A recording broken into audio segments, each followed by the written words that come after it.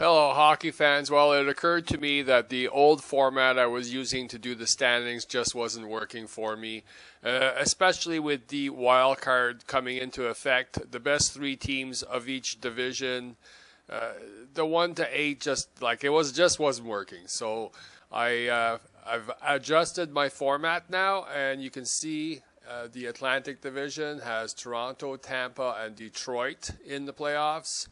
And in the Metropolitan, never get used to that, Pittsburgh, the New York Islanders, and the Washington Capitals are all in the playoffs. And here's where this is going to start frustrating some people. It hasn't happened yet, but the wild card, Boston and Montreal, have more points than either the New York Islanders or the Washington Capitals.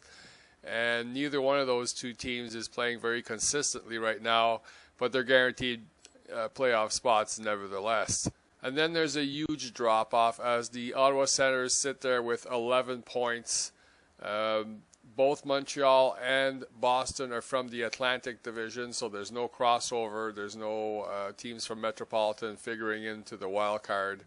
And there's a 5-point drop-off between Montreal and the Ottawa Senators, and Boston for that matter.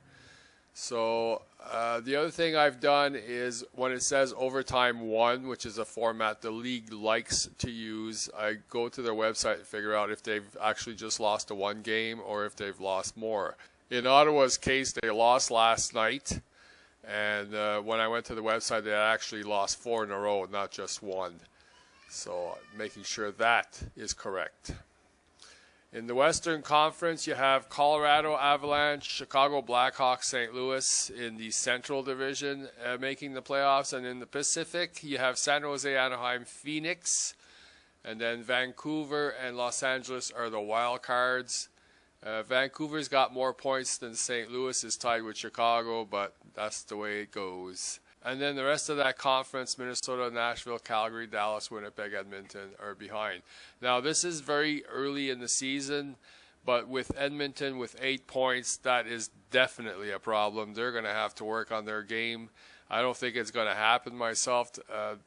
Everybody kept telling them they have to pick defensemen at some point or another in the draft, and they just kept picking forwards. And now they don't have very good defense, and their guys aren't skating backwards. So offense doesn't win you games. The same problem the Senators are having at the moment. They set a new team record for shots on goal last night, by the way. So I'm sure Edmonton's not far behind either. That's it for this week. And oh yes, the other thing is I'll be doing this on Saturdays because it's just too much work. The other way, before I could sort the teams, now it's just not going to work. I have to enter each individual team and stats. It's a lot more work. Until next time.